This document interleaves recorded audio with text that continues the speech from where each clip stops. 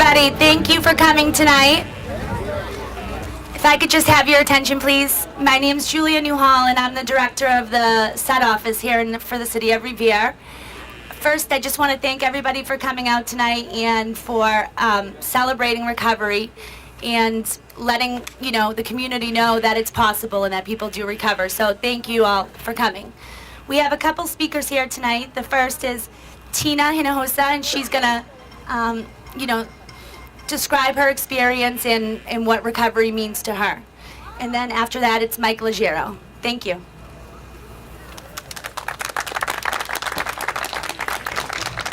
Bring this down for the short people. Hi, my name is Tina, and I am in recovery. Hello. It is really an honor to have been asked to speak here tonight, because 6 years ago, my life was so horrible that I no longer wanted to go on. And to be able to sit up here and speak my experience, strength, and hope, and to show people that there is light at the end of the tunnel, is a feeling that I truly cannot describe with words. So my recovery began, or my journey with addiction and alcoholism began when I was 29 years old after my mom had passed away.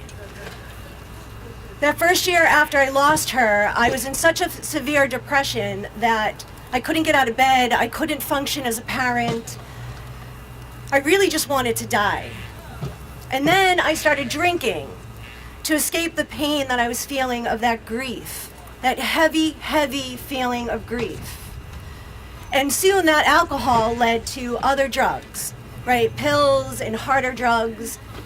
And I'm really not going to get into the story of the types of drugs that I used, but I will say that I ended with an opiate addiction that brought me to my knees.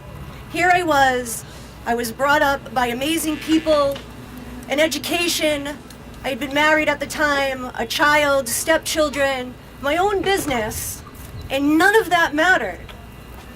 That opiates and heroin brought me to my knees. I finally had the courage to go into a detox, right? Try to get some help, and that worked for a little while. I was able to remain sober, but that didn't last very long. And then I'd go back out and I would relapse. And then I'd go back to a detox, and then I would relapse. And this went on for years. In fact, I have more time in recovery than I do out in active addiction, but I couldn't stay sober because I wasn't taking responsibility for my actions. I wasn't taking responsibility or accountability for anything that I had done. It was everybody else's fault. Another thing that kept me in the grips of addiction is being the mother that I was before, prior to addiction, and then losing my daughter, losing my family, losing my job, losing everything. And it just kept me in this vicious cycle. And about 6 years ago, almost, I went into detox one last time, and I was at the end of my rope. I wanted to have an attentional overdose because I just couldn't take it anymore. I just felt like, even though I'd been in and out of the 12-step program, I just felt that there was just no more hope for me, right? That I was done. And one last time, like an angel, my mother, whatever you want to call it, God, the universe, gave me that spark of hope to try one more time. And that I did.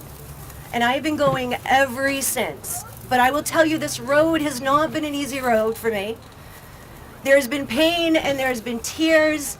There have been feelings that I've suppressed for 20, 30 years deep down inside of me that I was feeling for the first time as an adult, and as an adult child of another alcoholic.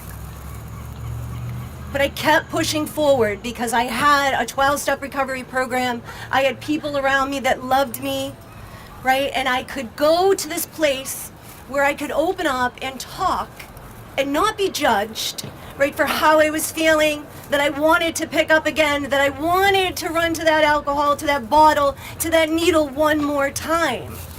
And that's okay to feel like this, right? Here I am, years in recovery, and I still sometimes want to pick up. The only difference now is that I don't. That no matter what I'm feeling, right? I just don't pick up, right? I go to a meeting, I call another alcoholic, I call another addict, I call someone in my family, I go to my boyfriend, I go to my daughter.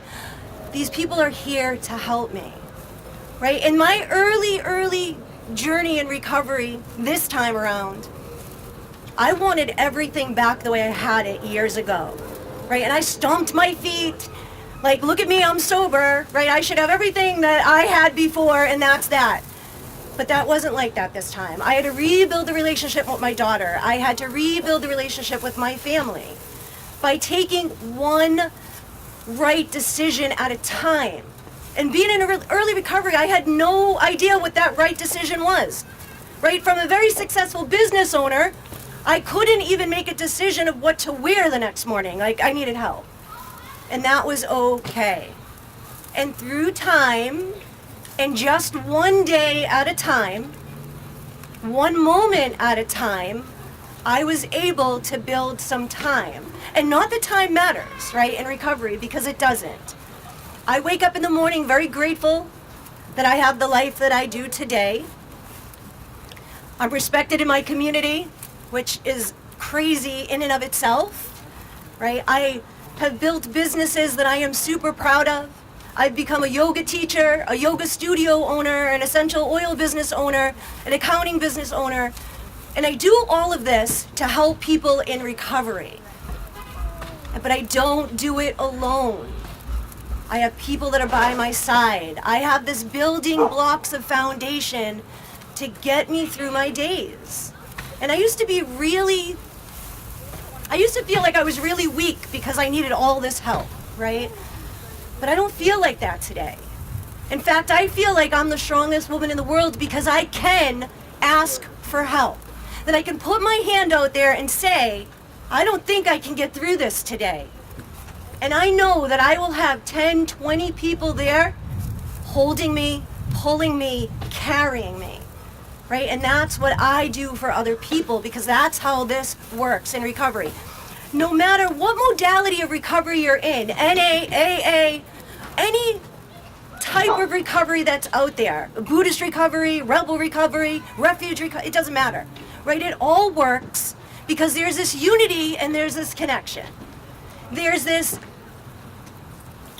foundation of getting honest with yourself, right? Getting honest, stripping away these layers down to that core of a person that you are, because we might be in recovery and we might have done really bad things at one point in our lives, but that does not define who we are at all. I happen to love the person I am. And I don't even regret my mistakes or the decisions that I made in the past because it has made me who I am today. I am proud to be in recovery. I am proud to hold my head up high. I am proud to put it out there to the world that I am a strong woman in recovery, that I don't do this alone, that we are all in this together, and to shine some light on this epidemic, this disease that people frown upon so often. And I agree that we're making strides in the addiction and recovery world, but it's not enough. And we have to keep pushing forward together. And I'm going to end with this. There is a beautiful freedom on the other side of pain. It was pain.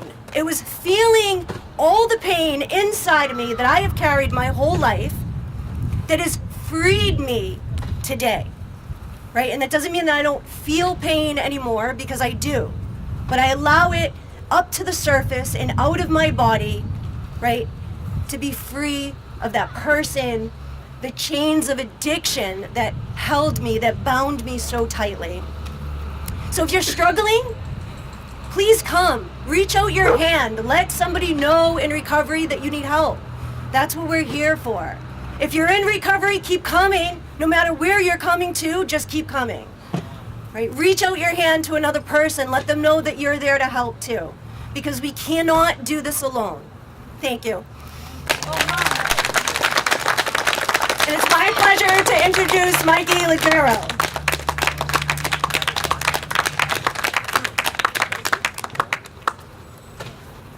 Mikey, I'm a grateful recovering heroin addict. I'd like to thank Mark and Nikki for asking me to come out here and share. This is so important. I grew up I grew up in this city, and it's so important to have this. It's so important to do this at the community level. It's so important that we stand here on the front lines and try to like destigmatize this thing, because I know like when I was going through my struggle, and when I was using, and I felt empty inside. I felt like I had nobody. I was disassociated from everyone. I was isolated, alone.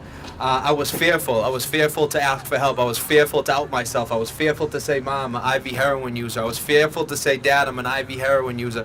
I was fearful in my community to be looked at as a junkie. And I know I'm far from that. I know the man I've become over the last 8+ years is far from that person. I know how I view myself isn't how the world truly views me, and I'm so grateful to be a part of this.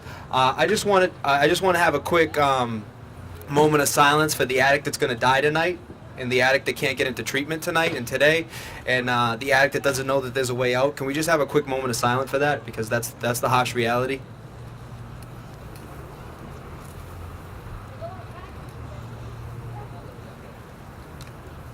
Thank you. Like, I started off using, like, right in these streets here. I remember, like, smoking my first joint in Yeaman Street and, like, thinking, like, it was all good, like, it wasn't a problem. And I remember, like, bringing bottles of vodka into Revere High in, like, Aquafina bottles and Dasani bottles and getting liquored up and like, pep rallies and all these things. And, you know what? The drugs and alcohol did exactly what they were supposed to do for me. They made me feel that ease and comfort that I was like searching for, I was searching for so hard and so vigorously for. Like, the drugs and alcohol like did its job. Like, the drugs for me is always the solution, because the problem is me. The problem is me in my natural state. I feel discontent. I feel irritable. I feel withdrawn from society. I feel uneasy. And the drugs they always produce. Every time I needed them to, they produced. They were like my binky. Like, anytime I was feeling a little messed up, or anytime I was dealing with my anxiety, my depression, the drugs got me right out of that. I was back to normal. And I remember I started off like 13 years old. We didn't know what we didn't know, and we ran with that forever. And in high school, you know, something happened in high school. Like, once the drugs entered my life, like, I was always a pretty good performer in school, like, up until high school, like junior high, even before that. I come from a great family. Like, no, I'm the only addict in my family, especially on my mother's side. On my father's side, there's a few addicts, and I'm the only one. And once I began to put like that substance into my body, like, I began to like form this like stage character. Like, I didn't want to be the person who I was innately. I was trying to be like someone that I wanted the world to love. I wanted the world to see me as, and I wanted to be like the class clown. I wanted to be the troublemaker in school. I wanted to be the tough guy. I wanted to be the fighter. I wanted to be all these things, because being me wasn't enough. Being me was never like enough. I could never feel satisfied with being just me. Mediocrity was never enough. Anything like that was never enough. So I put on these stage characters in order for the world to love me, because I never felt loved enough.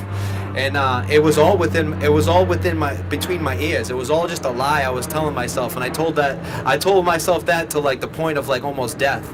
And I didn't graduate high school. I dropped out of high school. And with that, like, I was attracted to the darker side of things. I was attracted to the darker side of life. I was attracted to like the easier way, the easier route. I wanted the path of least resistance at all points in my life. And I began, like, I'm from the Oxy era. And I remember like being like 17, 18 years old, and my friends were like, yeah, we can make a lot of money selling these pills. And it was like very low risk, and it was high reward. So that was like my way out. That was the way I was gonna accomplish a few things in life. That was the way I was gonna make my parents proud. I thought, like, because I'd have money, and I'd have self-esteem. I thought my self-worth was contingent upon how much money I had in my bank account, what my car looked like, what my vehicle looked like, what my apartment looked like. I thought self-worth was all dependent on that stuff. And I found out the hard way, like, God intervened in my life, and that's not the path he chose for me to take. I had like a pretty brutal ankle injury, and I began to self-medicate, and I began using my own product, and all the money that I had accumulated through selling those OCs and being in that lifestyle was all gone. That was all out the window. my addiction, my habit spiraled out of control. I was doing like 10 to 12 OC80s a day, and I was just of the notion that if I could just stop using opiates, I would be fine. Little did I know that I was completely rocked. My whole world was rocked. I wasn't fine at all. I would do anything and everything possible like once again to like take the path of least resistance, whether it was like medically assisted treatment, which is fine, like that's all good for me, but like it didn't work for me. Like if you're on medically assisted treatment, like God bless you, like I'm proud of you. I stood up here proud of you for taking that step. It just didn't work for me. It just set off my craving, it set off my urge to use every day. And what I ended up doing was I ended up getting into IV coke use. I began getting into crack smoke use, and from that point on, it was a lot of trial and error. It was a lot of failing. It was a lot of entering into programs, getting kicked out of programs, not knowing how to deal with my issues, not willing to see therapy, not willing to do all these things, not willing to surrender to a 12-step fellowship, which I'm a part of today. And it was a lot of pain. It was a lot of pain. It was a lot of misery. And the drugs did for me exactly what I wanted them to do. And they took that pain, they took that misery away. They took the urge for me to want to, have suicidal ideation away. And, May 22nd, 2010, I entered my last detox, and something happened when I entered that detox. Is like I began to pray, and I began to ask for help, and I began to surrender to the process of recovery. And I listened to my predecessors. And that's what surrender really means to me. My surrender means to me is I don't know how to live my life the way my predecessor might be able to live my life for me, because when I live my life the way I want to live, and my will is what's going on at the time, it's destruction and chaos, and it's lies, it's cheating, it's stealing, it's all doing everything to get a feeling, to fix a feeling. And once I felt like God gave me that little grace period, I ran with that, man. I was scared to let go of that. I clutched that removal of that obsession. I clutched that with both hands, and I've been running with that ever since. And I've learned a lot in recovery, and the biggest thing I've learned is that human connection is the most powerful drug on earth, and that's what I try to do is help people and be of service to people as much as possible, because I always lacked that human connection, especially just prior to me beginning to use, and just prior to my addiction really taking off. I was so withdrawn and disassociated from the world, and it was all due to past trauma from when I was a kid. And I didn't realize that. I come to realize that through therapy and through psychiatry and all this stuff. And man, human connection is so powerful. You don't have to use, just ask for help. And you know what the craziest thing about it is, people think, addicts think that, I always thought I'm a bother. If I ask this guy for help, I'm going to be a bother. If I ask this guy to take me through the steps, I'm bothering him. You're not bothering anybody who's doing this recovery thing the right way. You're actually helping them. I received the most relief, the relief that I got from the drugs, I received that tenfold when I'm helping an addict. I received that so much more, and it's so much more powerful, and it's actually sustainable. It's not something that just goes away. That void that I felt inside since I was a little kid, it really goes away when I'm of service to others. And that's my favorite part that a program of recovery has allowed me to be, and that is of service to others. And that's why I do, and that's why we do stuff like this, is because it's so important. Because the junkie that you're looking at down the street, in a year from now, could be saving somebody else's life, or could be serving somebody else's life. Because I hate to say saving somebody else's life, because the only person who can save themselves is that person. So I say serve. So the junkie you might be calling a junkie walking down the street, they could be serving your family members sometime down the line, and helping them in a program of recovery, and helping them sustain recovery. So it's important, the terminology we use, and how we view addicts. I just know, like, through the principles that I've gained through work and recovery, that I'm able to be of utmost service to others, and that's really what's gonna allow addicts to sustain. I never envisioned my life being the way it is. If you told me 8 years ago, when I was homeless, sleeping in either my car or the beach when I could, that I would have all this abundance, like anything more than a day clean in my life today is abundance, because that's all I scratched and really clawed for, was just like a few hours relief from like the obsession to use. And like I have so much more than that. And recovery's the single, other than my son, I got a 10-month-old son, and he's like the light of my life. He's everything to me. Other than my son, recovery is the most important thing I do, and I do it on a daily basis. Cause sometimes I wake up feeling funked up. I wake up funky, man, and like I gotta remember that I got this disease. I got this thing inside me that wants to see me fail. I got this thing inside me that doesn't want to see me dead, wants to see me miserable. And like, what am I gonna do? What type of spiritual practice am I going to do today in order to gain the relief that the drugs gave me? And I never want to have to use. I never want to be caught up in that obsession.